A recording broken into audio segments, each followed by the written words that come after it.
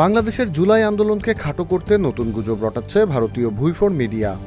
News বর্তমান নামে ভারতীয় মিডিয়াটি জুলাই বিপ্লবকে চক্রান্ত উল্লেখ করে বলছে, জুলাইয়ে পুলিশের গুলিতে কোনো সাধারণ শিক্ষার্থী নিহত হয়নি, বরং এই চক্রান্তে নিহত হয়েছে হাজার হাজার পুলিশ সদস্য। জুলাই আন্দোলনে নাকি হাজার হাজার মানুষ প্রাণ দিয়েছেন, কিন্তু সেই প্রাণ হারানোর পরিসংখ্যান দিতে ব্যর্থ হচ্ছে তদারকি সরকার। এবং দেখা গিয়েছে যাদের প্রাণ গিয়েছে তাদের এই প্রাণহানির বিষয়ে মামলাও করা হয়েছিল, কিন্তু তাদের মধ্যে অনেকেই ইতিমধ্যে ফিরে এসেছেন। কিন্তু এই জুলাই আন্দোলনে যে পুলিশ কর্তাদের নির্মমভাবে হত্যা করা হয়েছিল তারা আর কোনোদিনও ফিরে আসবে না।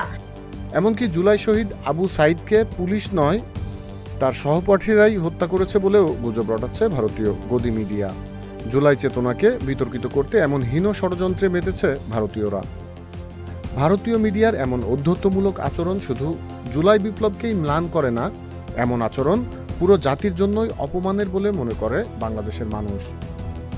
মূলত বাংলাদেশ থেকে পাচারকৃত আওয়ামী অর্থে পরিচালিত এসব মিডিয়া বাংলাদেশের গণমানুষের আবেগের বিরুদ্ধে গিয়ে আওয়ামী স্বার্থ রক্ষার লক্ষ্যেই কাজ করছে। ফলে স্বৈরাচারের বিরুদ্ধে এদেশের মানুষের মুক্তির জুলাই আন্দোলনকে অস্বীকার করছে তারা। Z news, Dhaka.